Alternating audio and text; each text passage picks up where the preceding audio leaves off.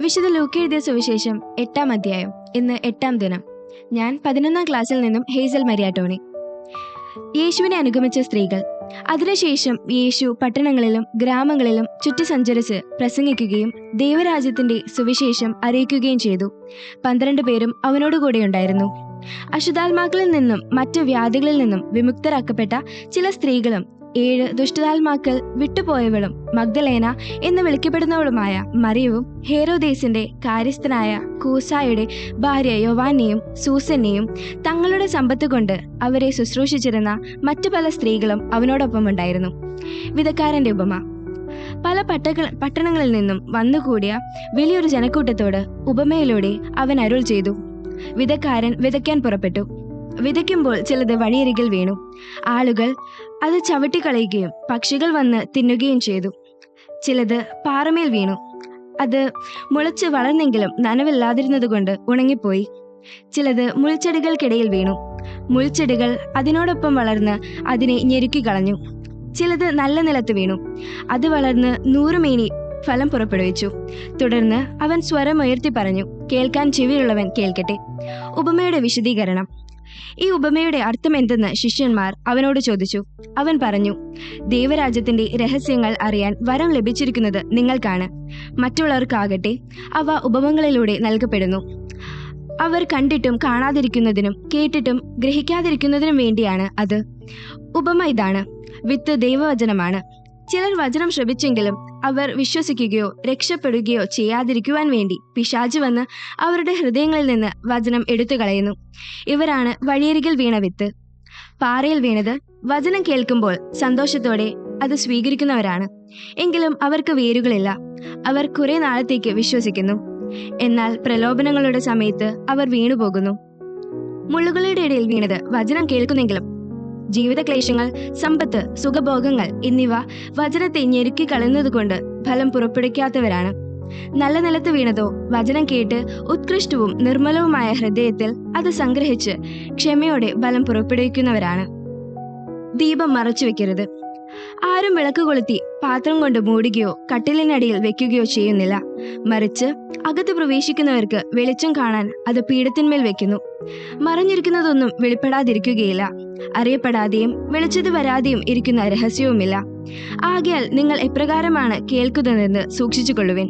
എന്തെന്നാൽ ഉള്ളവന് പിന്നെയും നൽകപ്പെടും, ഇല്ലാത്തവനിൽ നിന്ന് ഉണ്ടെന്ന് അവർ വിചാരിക്കുന്നത് കൂടി എടുക്കപ്പെടും. യേശുവിന്റെ അമ്മയും സഹോദരരും. അവന്റെ അമ്മയും സഹോദരരും അവനെ കാണാൻ വന്നു. എന്നാൽ ജനക്കൂട്ടം നിമിത്തം അവന്റെ അടുത്ത് എത്താൻ കഴിഞ്ഞില്ല.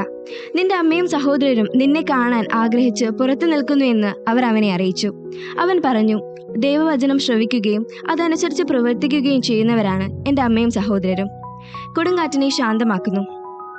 ഒരു ദിവസം യേശുവും ശിഷ്യന്മാരും വഞ്ചിയിൽ കയറി, നമുക്ക് തടാകത്തിന്റെ മറുകരയ്ക്ക് പോകാം എന്നവർ പറഞ്ഞു. അവർ പുറപ്പെട്ടു. അവർ തുഴഞ്ഞുകൊണ്ടിരുന്നപ്പോൾ അവൻ ഉറങ്ങുകയായിരുന്നു. അപ്പോൾ തടാകത്തിൽ കൊടുങ്കാറ്റുണ്ടായി. വഞ്ചിയിൽ വെള്ളം കയറി. അവർ അപകടത്തിലായി. അവർ അടുത്തു വന്ന്, ഗുരു, ഗുരു, ഞങ്ങൾ നശിക്കുന്നു എന്ന് പറഞ്ഞ് അവനെ ഉണർത്തി. അവൻ എഴുന്നേറ്റ് കാറ്റിനെയും തിരകളെയും ശാസിച്ചു. അവ നിലച്ചു. ശാന്തതയുണ്ടായി. അവൻ അവരോട് ചോദിച്ചു, നിങ്ങളുടെ വിശ്വാസം എവിടെ? അവർ ഭയന്ന് അത്ഭുതത്തോടെ അന്യോന്യം പറഞ്ഞു, ഇവൻ ആരാണ്? കാറ്റിനോടും വെള്ളത്തോടും ഇവൻ കൽപ്പിക്കുകയും അവ അനുസരിക്കുകയും ചെയ്യുന്നല്ലോ. പിശാചുബാധിതനെ സുഖപ്പെടുത്തുന്നു. അതിനുശേഷം അവർ ഗലീലയ്ക്ക് എതിരെയുള്ള ഗരസേനരുടെ നാട്ടിൽ എത്തിച്ചേർന്നു. അവൻ കരക്കിറങ്ങിയപ്പോൾ പിശാചുബാധയുള്ള ഒരുവൻ ആ പട്ടണത്തിൽ നിന്ന് അവനെ സമീപിച്ചു. വളരെ കാലമായി അവൻ വസ്ത്രങ്ങൾ ധരിക്കാറില്ലായിരുന്നു. വീട്ടിലല്ല, ശവക്കല്ലറുകളിലാണ് അവൻ കഴിഞ്ഞുകൂടിയിരുന്നത്. യേശുവിനെ കണ്ടപ്പോൾ അവൻ നിലവിളിച്ചുകൊണ്ട് അവന്റെ മുമ്പിൽ വീണ് ഉറക്കെ പറഞ്ഞു, യേശുവേ, അത്യുന്നതനായ ദൈവത്തിന്റെ പുത്ര, നീ എന്തിന് എന്റെ കാര്യത്തിൽ ഇടപെടുന്നു? എന്നെ പീഡിപ്പിക്കരുതെന്ന് ഞാൻ നിന്നോട് അപേക്ഷിക്കുന്നു. എന്തെന്നാൽ അവനിൽ നിന്ന് പുറത്തു പോകാൻ അശുദ്ധാത്മാവിനോട് യേശു കൽപ്പിച്ചു.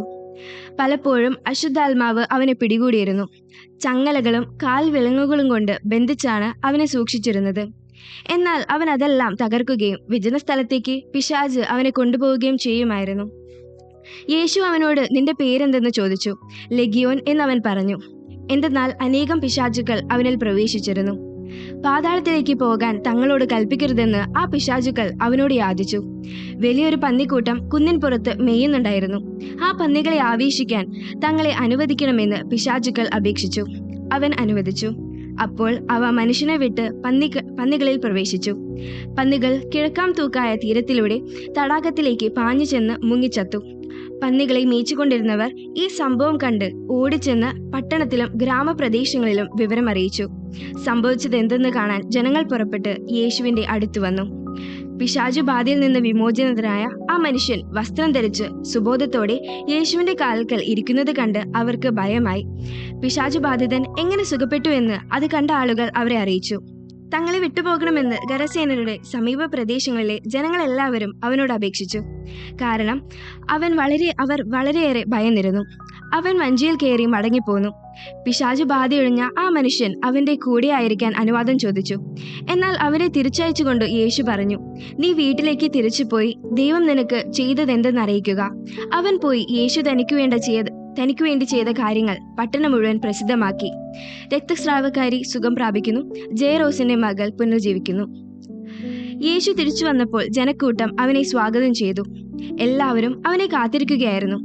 അപ്പോൾ സിനഗോഗിലെ ഒരു അധികാരിയായ ജൈറോസ് യേശുവിന്റെ കാൽക്കൽ വീണ് തന്റെ നാട്ടിലേക്ക് ചെല്ലണമെന്ന് അപേക്ഷിച്ചു. 12 വയസ്സോളം പ്രായമുള്ള അവന്റെ ഏകപുത്രി ആസന്ന മരണയായിരുന്നു. അവൻ പോകുമ്പോൾ ജനങ്ങൾ ചുറ്റും കൂടി അവനെ തിക്കിയിരുന്നു. അപ്പോൾ 12 വർഷമായി രക്തസ്രാവം ഉണ്ടായിരുന്നവളും ആർക്കും സുഖപ്പെടുത്താൻ കഴിയാതിരുന്നവളുമായ ഒരു സ്ത്രീ പിന്നിലൂടെ വന്ന് അവന്റെ വസ്ത്രത്തിന്റെ വിളുമ്പിൽ സ്പർശിച്ചു.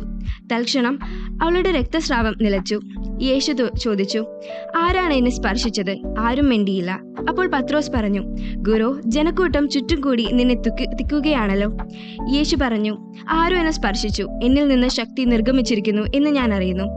മറയ്ക്കാൻ സാധിക്കില്ലെന്ന് കണ്ടപ്പോൾ അവൾ വിറയലോടെ വന്ന് അവന്റെ കാൽക്കൽ വീണ് താൻ അവനെ എന്തിനു സ്പർശിച്ചുവെന്നും എങ്ങനെ പെട്ടെന്ന് സുഖമാക്കപ്പെട്ടുവെന്നും എല്ലാ ജനങ്ങളുടെയും മുമ്പാകെ പ്രസ്താവിച്ചു.